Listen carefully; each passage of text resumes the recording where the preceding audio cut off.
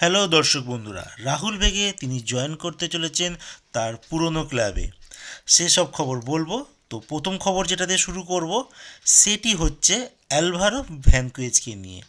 অ্যালভারো ভ্যানকুয়েজ, যাকে নিয়ে ইতিমধ্যে একটা শোরগোল পড়ে গেছে, তিনি ইন্ডিয়াতে নাকি কামব্যাক করতে পারেন। যথাসম্ভব অনেকে বলছে ইস্ট বেঙ্গল টিমেও আসতে পারেন, নয়তো কেরালা ব্লাস্টারে আদ্রিয়ান লুনা তার বিকল্প খেলোয়াড় রূপে তিনি আসতে পারেন। তিনি কেরালা ব্লাস্টারে যতটা সফল ছিলেন, কিন্তু এফসি গোয়াতে ততটাই ফ্লপ। কিন্তু তোমাদের বলে রাখি, আলভারো ভ্যানকুয়েজ কিন্তু একদমই আসছে না, একদম গ্যারেন্টেড খবর।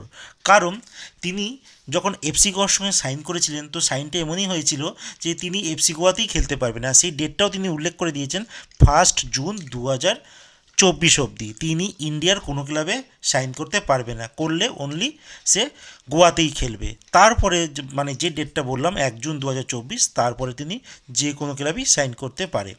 তো এর পরের যে খবরটি বলবো একটি খেলোয়াড়কে নিয়ে, মাতিজা নাস্তাসিক, একজন স্পেনের খেলোয়াড়, যাকে নিয়ে ইতিমধ্যেই একটা শোরগোল পড়েছে।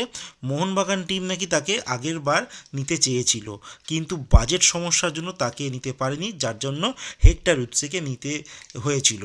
তো এবার অনেকে এবার ধারণা করছে হয়তো এই প্লেয়ারটির বাজেট এখন একটু কমেছে, যার জন্য এই প্লেয়ারটির দিকে মোহনবাগান টিম ম্যানেজমেন্ট আবারও নজর দিয়েছে।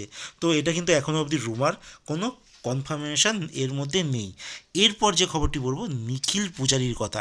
ইস্টবেঙ্গল টিম প্রবলভাবে চাইছিল এই নিখিল পূজারিকে, আর এখন বর্তমান পরিস্থিতি যা দাঁড়িয়ে গেছে, ইস্টবেঙ্গলে আসার চান্স কম। তিনি এখন মুম্বাই সিটি এফসিতে সাইন করতে চলেছেন, আর মুম্বাই সিটি এফসিও তাকে প্রবলভাবে চাইছে, যার জন্য তার এখন দিশা মুম্বাইয়ের দিকে ঘুরে গেছে। আর লাস্ট যে খবরটি বলবো সেটি হচ্ছে রাহুল বেকেকে নিয়ে।